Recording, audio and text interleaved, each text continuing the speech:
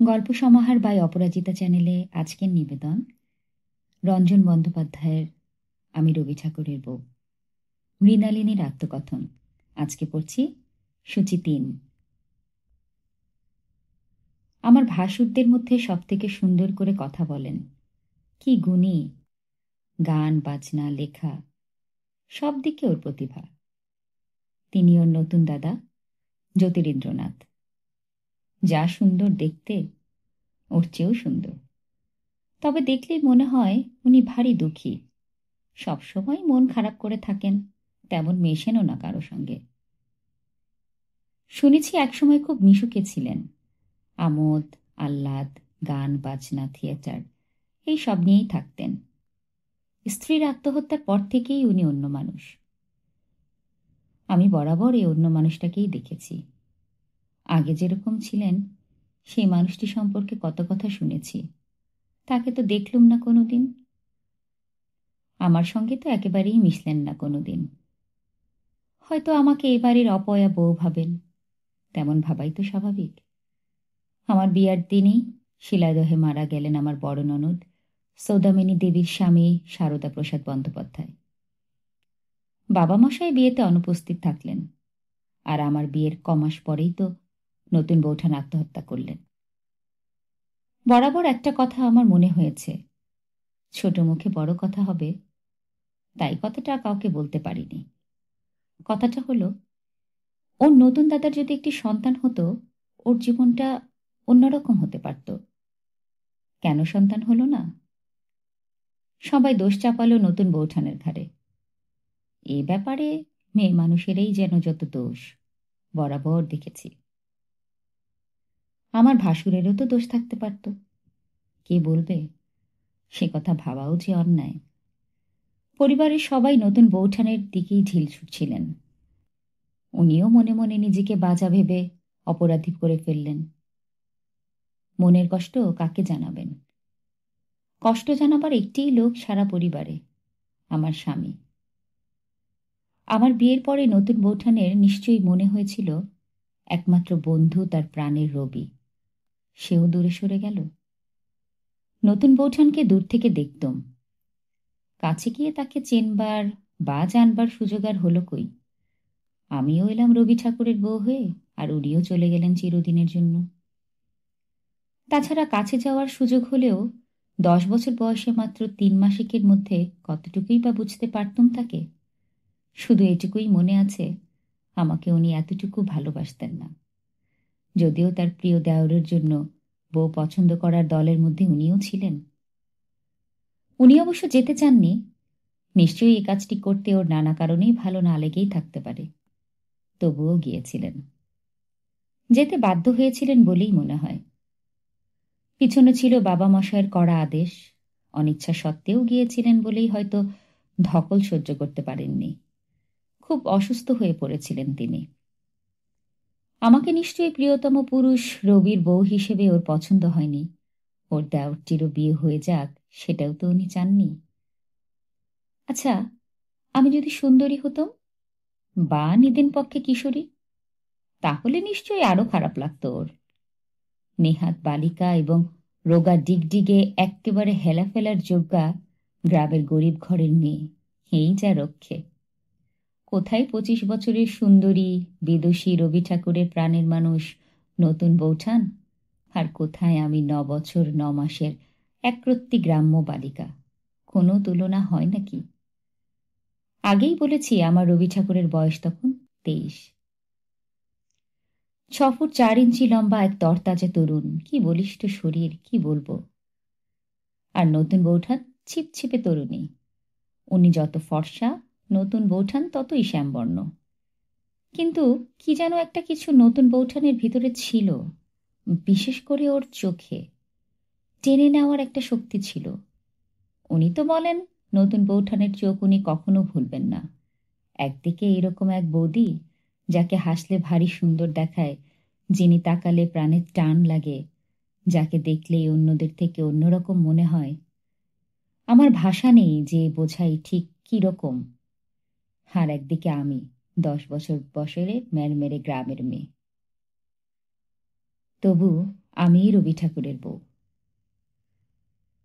আর নতুন বৌঠান কেমন যেন ম্লান ছায়ার মতো একটা মানুষ। একদিন উনি আমাকে বললেন, ছোট বউ, নতুন বৌঠান কিন্তু একদমই এরকম ছিলেন না, কমাসের মধ্যে এরকম হয়ে গেছেন। কিরকম ছিলেন উনি? জিজ্ঞেস করলুম আমি। উনি বললেন, সে তুমি বুঝবে না, নাগপাশের মতো। যখন প্রথমবার বিলেত থেকে ফিরে এলুম, নতুন বৌঠানের সঙ্গে দেখা হলো।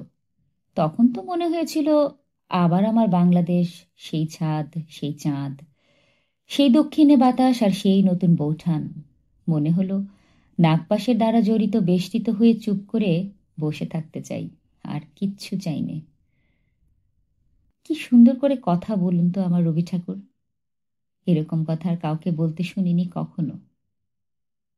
উনি কবি মানুষ, অনেক কিছুই কল্পনা করে নেন, যা ঘটে না তাও।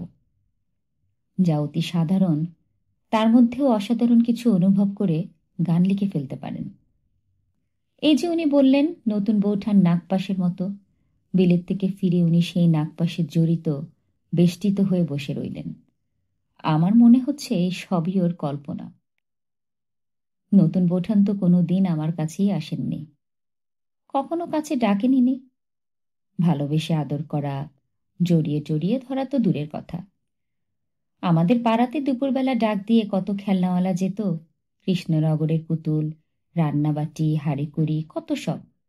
একটা খেলনাও তো কিনে দিতে পারতেন বৌঠান, কিন্তু দেননি, কোনো দিনও দেননি। আমার জন্য বিয়ের পরেই অনেক খেলনা পাঠিয়েছিলেন বাবা মশাই। ছেলের বিয়েতে উনি আসেননি বটে, কিন্তু আমার জন্য খেলনা পাঠাতে ভুলেননি।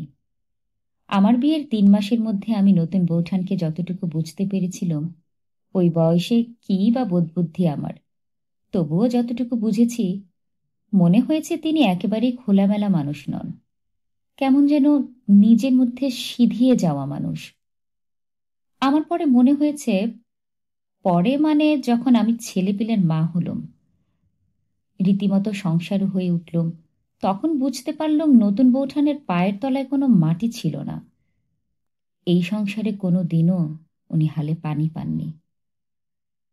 যদিও সংসারের পুরুষ মহলে ওর হঠাৎ বেশ কদর হয়েছিল, সেটাও অনেকটাই অবশ্যই আমার স্বামীর জন্যই। স্বয়ং রবি ঠাকুর ওকে কতগুলো বই পরপর উৎসর্গ করলেন। আর কি ভাষায় সেসব উৎসর্গ, স্পষ্ট করে বলছেন না, কিন্তু নতুন বৌঠানকে দিলুম। প্রকৃতির প্রতিশোধ উনি উৎসর্গ করেছেন শুধু এই কথা লিখে, তোমাকে দিলাম। তারপর শৈশব সঙ্গীত বেরোলো, উনি উৎসর্গ করলেন নতুন বৌঠানকেই, লিখেছেন তোমাকেই দিলাম। এসব আমি আগে কখনোই বুঝিনি। এসব যে একটা ভাববার ব্যাপার, তাই মনে আসেনি কখনো। অনেক পরে সব বুঝলাম। তখন তো নতুন বৌঠান নেই। কিন্তু নেই বা বলি কি করে? ভানুসিংহের পদাবলী, এটি যখন বেরোলো তখন তো নতুন বৌঠান চলে গেছেন, কিন্তু সেই বইও উৎসর্গ করলেন ওকেই। কি বললেন? বললেন, ভানুসিংহের কবিতাগুলি ছাপাতে তুমি তো অনুরোধ করেছিলে, তোমার সেই অনুরোধ তখন পালন করিনি, আজ সেই বই ছাপিয়েছি। কিন্তু তুমি তো আর দেখতে পেলে না। 6 বছর পরে মানুষই প্রকাশিত হলো। উনি উৎসর্গপত্রে লিখেছেন, তব করি দিনু তুলি সর্বশ্রেষ্ঠ প্রাণের প্রকাশ। কার হাতে স্পষ্ট করে বললেন না, আমার হাতেও তো হতে পারত। মানুষই যে বছর বেরোলো সে বছর আমাদের বিয়েরও 7 বছর হলো, কিন্তু তার সর্বশ্রেষ্ঠ প্রাণের প্রকাশ তিনি যার হাতে তুলে দিলেন, তিনি নতুন বৌঠান। সবাই বুঝল, আর আমি বুঝব না? 7 বছর আগে নতুন বৌঠান চলে গেছেন, তবু তিনি তখনও আছেন তার সমস্ত প্রাণ জুড়ে। আর আমি থেকেও নেই। ঠিক মনে নেই, আরো বোধহয় বছর কয়েক পরে ছাপা হলো ওর বিখ্যাত কবিতার বই চৈতালি। আমি তখন ওর 5 ছেলেমেয়ের মা। আমি জানতুম আর যাকেই দিন চৈতালি উনি আমাকে দেবেন না।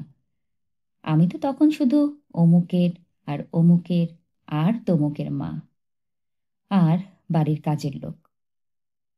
কিন্তু চৈতালি যেই হাতে এলো, বইটি কাকে উনি উৎসর্গ করলেন সেটি সব থেকে আগে জানতে চাইল আমার চোখ।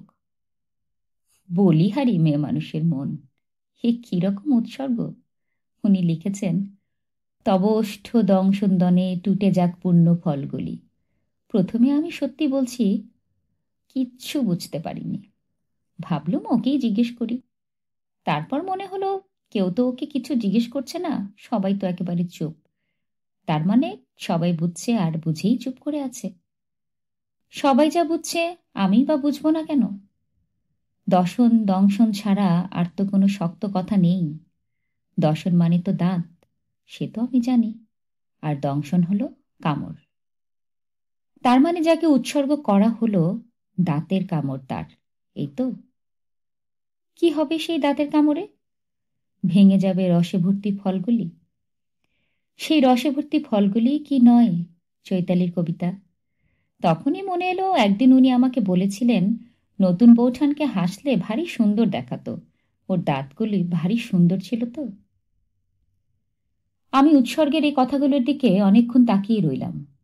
বুঝবার আর কিছু বাকি থাকলো না আমার। একসময় ঠাকুর বাড়িতে যে গান বাজনা, সাহিত্য নিয়ে আলোচনা, এই সব হতো, তার মাঝখানে ছিলেন আমার মেজজা জ্ঞানদানন্দিনী। খুব দাপট ছিল তার। সব বদলে দিলেন ওর নতুন দাদার বন্ধু বিহারীলাল চক্রবর্তী।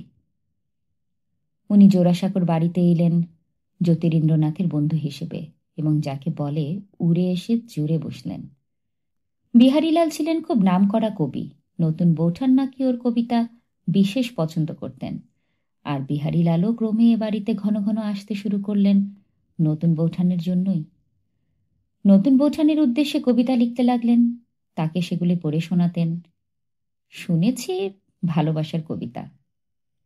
বিহারীলাল চক্রবর্তীর মতো কবি যে মেয়ের জন্য কবিতা লেখেন, যে মেয়েকে সেসব কবিতা পড়ে শোনাবার জন্য আমাদের বাড়িতে আসেন, যে মেয়ে ক্রমেই হয়ে ওঠে তার প্রাণের মানুষ, সেই মেয়ে ক্রমে এ বাড়ির গান বাজনা, সাহিত্য সব নিয়ে আসরের প্রধান হয়ে তো উঠবেনি। আড়ালে সরে গেলেন জ্ঞানদানন্দিনী। তিনি তো চলেই গেলেন এ বাড়ি থেকে। আমি বেশ বুঝতে পেরেছিলাম নতুন বৌঠানকে তিনি ঈর্ষা করতেন। যাই হোক, আমার তো মনে হয় বিহারীলালের ভালোবাসাই নতুন বৌঠানকে জোড়াসাঁকোর ঠাকুরবাড়ির নায়িকা করে তুলল। তখন কোথায় আমার বর রবি ঠাকুর? তিনি তখন নিতান্তই নাবালক। বিহারীলাল ভালোবাসতেন নতুন বৌঠানকে, আর নতুন বৌঠান? শুনেছি বিহারীলালের ভালোবাসার কবিতা শুনে খুশি হয়ে নতুন বৌঠান তাকে রান্না করে নানা রকম খাওয়াতেন, মাঝে মধ্যে উপহারও দিতেন। নিজের হাতে একটি আসন বুনে তিনি নাকি বিহারীলালকে দেন। তাতে আমার বরের খুব হিংসে হয়েছিল। আর আমার বর খুব দুঃখ পেত যখন নতুন বৌঠান ওকে বলতেন, ঠাকুরপো, তুমি কোনোদিন বিহারীলালের মতো ভালো কবিতা লিখতে পারবে না। ঠিক বললুম কি? দুঃখ হতো, আবার অভিমানও হতো আমার বরের নতুন বৌঠানের মুখে এই কথা শুনে। আপনাদের রবি ঠাকুর একদিন আমাকে কিঞ্চিত মজা করেই বললেন, জানো ছোট বউ, তখন আমার বছর 15 বয়স। নতুন বৌঠানের মুখে ক্রমাগত বিহারীলালের প্রশংসা শুনতে শুনতে ঈর্ষান্বিত হয়ে আমি শেক্সপিয়ারের ম্যাকবেথ নাটকটাই অনুবাদ করে নতুন বৌঠানকে শোনাতে লাগলাম। কিন্তু তাতে নতুন বৌঠান এতটুকু ইমপ্রেসড হয়েছিল বলে মনে তো হয় না। বিহারীলালের কবিতাতেই তিনি মুগ্ধ হয়ে থাকলেন।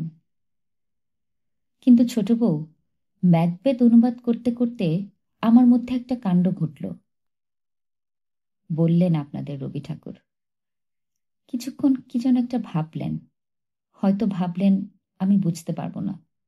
উনি আবার বলতে লাগলেন, ম্যাকবেথ নাটকেই আছে হেকাট নামের এক ডাইনির প্রসঙ্গ। আসলে কিন্তু ওর নাম হেকেটি। হেকেটি বা হেকাট শুধু শেক্সপিয়ারের ডাকিনী নয়, সে এক গ্রিক দেবী যে থাকে এক রহস্যময় অন্ধকারে। সে আসলে অন্ধকারের দেবী। তাকে দেখা বা বোঝা যায় না, শুধু অনুভব করা যায় তার আকর্ষণ। আমার হঠাৎ মনে পড়ল নতুন বৌঠানকে। হেকেটির মতোই নিঃসঙ্গ, হেকেটির মতোই অন্তরাল বাসিনী। আমি আমার কবিতার খাতা মালতী পুঁথির পাতায় প্রবল আবেগে লিখতে লাগলেম, বারবার লিখতে লাগলেম, হেকেট ঠাকুরুন, হেকেট ঠাকুরুন। কিছুদিনের মধ্যে আমি নতুন বৌঠানকে হেকেটি বৌঠান বলে ডাকতেও লাগলাম, তারপর শুধু হে বলে। আমি হে বলে ডাকলে সে মুখে সাড়া দিত না, শুধু আর চোখে মৃদু হেসে তাকাতো। সেই তাকানো আমি ভুলতেও পারিনি। নতুন বৌঠানের মধ্যে একটা দুষ্টুমি ছিল, প্রথম থেকেই, ভারী মিষ্টি দুষ্টুমি, বললেন আমার স্বামী। আর বললেন, নতুন বৌঠান চুপি চুপি একদিন বললে, হে নামটা যেন কেউ জানতে না পারে, তোমার দেওয়া এই নামটি যেন তোমার কাছেই থাকে ঠাকুরপো। সেদিন এর চেয়ে বেশি কিছু বলেননি আপনাদের রবি ঠাকুর। নতুন বৌঠান সম্পর্কে আমি যা জেনেছি সবই আমার শোনা কথা। নানা মুখের নানা কথা ক্রমে আমার মনের মধ্যে দানা বেঁধে একটা ছবি ফুটিয়ে তুলেছে। ঠাকুরবাড়ির মেয়ে মহলে নতুন বৌঠান সম্পর্কে নানা কথা চলত। নতুন বৌঠানকে অনেকেই আড়ালে মক্ষী রানী বলতেন। নিজের কানে আমি তা শুনেছি। এতক্ষণ শুনলেন রঞ্জন বন্দ্যোপাধ্যায়ের আমি রবি ঠাকুরের বউ, মৃণালিনীর আত্মকথন। আজ পড়ছিলাম সূচি ৩। সঙ্গে থাকার জন্য ধন্যবাদ। সবাই ভালো থাকবেন, শরীরের এবং মনের যত্ন নেবেন।